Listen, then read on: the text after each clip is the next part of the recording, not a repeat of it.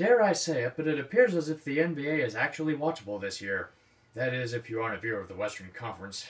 This year's trade deadline was actually quite eventful and meaningful for several teams, especially in the East. Let's get down to brass tacks here, shall we? Atlanta. Strolling in at 250 and being fucked harder than Riley Reid with the BBC, we stumble across the lifeless dirty birds of Atlanta. The trade deadline was way more lively than recent team performance, having traded away Tyler Dorsey to Memphis in exchange for Shelvin Mack, who was immediately put on waivers along with Danny Hamilton. They also got Jabari Bird from the Celtics in exchange for catch and a conditional second for next year. Unlike the other Bird from the Celtics, Jabari Bird sucked chunks and with the team and was immediately put on waivers. Instead of trying to get a bargain for anyone on their roster like Linsanity or Vince Carter, they just roll over and die. Mojo, if you're watching this, just know that I am sorry that the Hawks are having to put you through this. They aren't bad enough for the first overall pick, they aren't good enough for any playoff spot, and they don't have any assets to rebuild. Trading down for Trae Young was totes worth it, am I right? Boston. I would have figured that with how the Raptors, Sixers, Pacers, and Bucks have all improved drastically this year, the Celtics would have made a big move of their own, especially since Danny Ainge is the best GM in the NBA. I was horrifically mistaken in this assessment. Apart from fleecing the Hawks, the Celtics were radio silent for the entire deadline. I understand that they couldn't trade for Anthony Davis because of cap restrictions, but even then you have to find ways to improve yourselves now and stay ahead of everyone else. This pussy-footed tactic of kicking the can down the road is probably going to land you with the 4 seed. And with over half the core likely going to be shipped off on draft day, you're going to have to find a way. Brooklyn. Holy shit, the Brooklyn Nets are back in the playoff push. That's impressive considering they aren't even above 500. Apart from waiving Greg Monroe right after acquiring him via trade with Toronto, nothing happened here. The fact that the Nets are just above 500 and have a legitimate shot at the playoffs proves that the Eastern Conference is still a shithole. The fact that there are 5 teams fighting competitively is not grounds for calling it a conference of parity, but rather a hierarchy. Granted, I will take a hierarchy over the totem pole pecking order that you had over the past 7 years, so, I mean, improvement? Charlotte.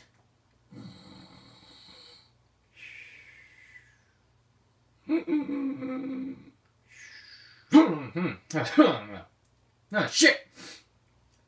Funny enough, this perfectly describes the Charlotte Hornets, both as their team performance and at the deadline. Fucking nothing. If Michael Jordan wasn't the owner, you'd swear this team has zero relevance to the NBA.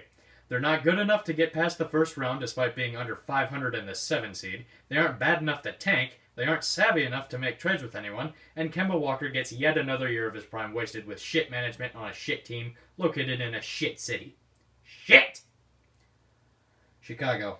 I don't think it could get worse, but it did. I have saying that on repeat since November. If it weren't for the Cavs and Knicks being absolute gong shows, the Bulls would be the biggest shit show in North American sports, with exception to Oakland Raiders and the Baltimore Orioles. Holy shit. In the offseason, they spent $20 million each on Zach LaVine and Jabari Parker, 2 skill players that rely on their athleticism to be effective. Problem being, they both have injury tendencies and struggle on defense. It gets worse. That locker room can be mistaken for Chernobyl, and Coach Hoiberg can't control his players. Here are his walking papers. Oh, but it gets worse. Jabari Parker is turning out to be a massive liability on both on and off the court, and his $20 million salary is making 29 other teams iffy on trading for him. It gets worse.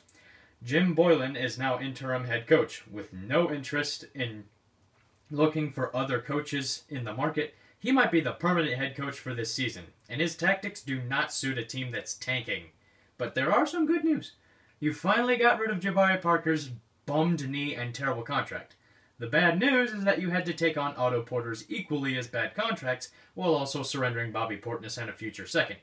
Hard to believe this, but it does get worse. The Bills acquired the services of Carmelo Anthony, his 4th team this year, only to waive him 2 days later. Fantastic. With the current state of affairs, can you please just tank? You're literally making the Nets look good. The Cleveland Cavaliers. 11-45. Do I really need to say more than that? I tried telling everyone that the Cavs were going to be an absolute shitshow now that LeBron is gone, but you refused to listen. You stubborn sacks of lard seriously thought that Tyronn Lue could coordinate basketball schemes. You seriously thought that Larry Nance Jr. was going to keep the Cavs relevant. You seriously thought that the Cavs would be fine with every asset that they received from Kyrie Irving apart from Colin Sexton. I understand that Cavs fans were desperate to stay relevant for what has been the eternally irrelevant team for its entire existence, but this is just pathetic! There is being desperate, then there's just trying to lie yourself to run from the truth, which is that the Cavs fucking suck!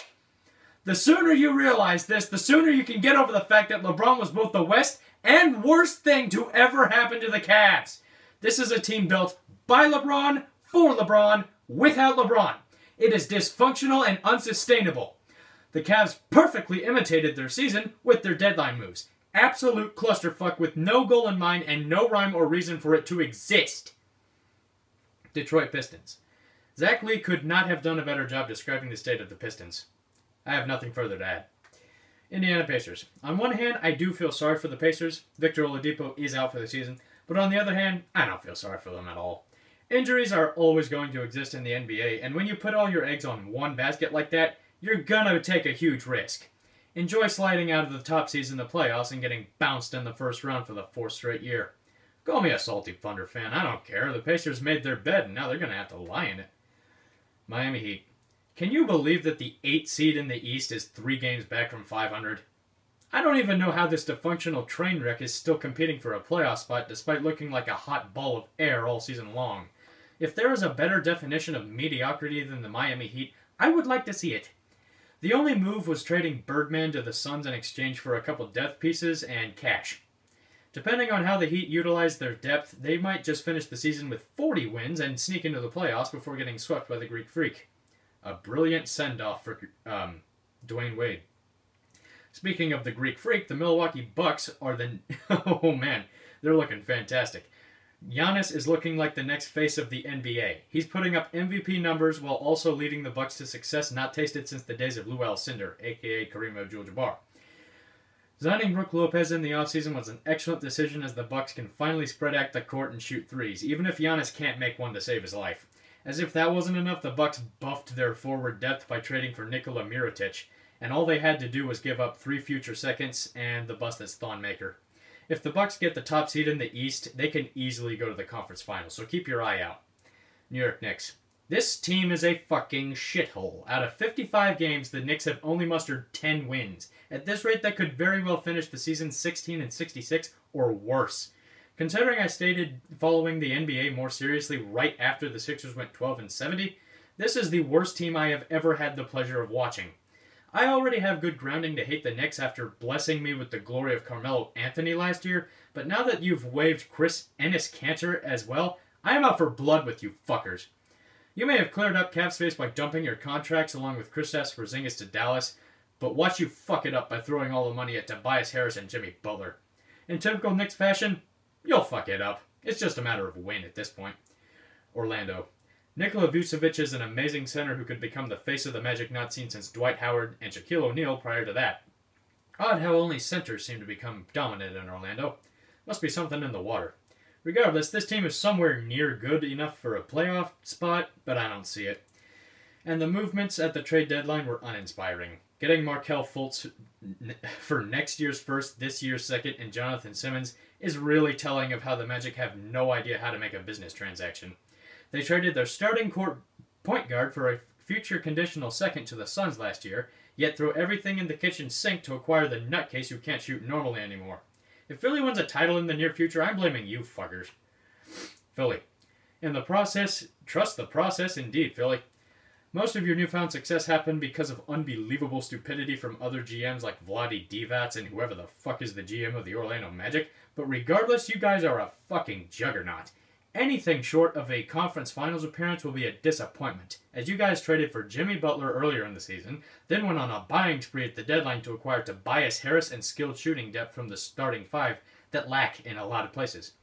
Get to it, Philly. I'm more interested in what you'll do in April in free agency period, but think about this. Sam Hinkie died for your sins. Toronto. You're gonna blow it in the playoffs, aren't you? Prove me wrong. Make it to the NBA Finals. Until then, fuck off. No one cares about you. Washington.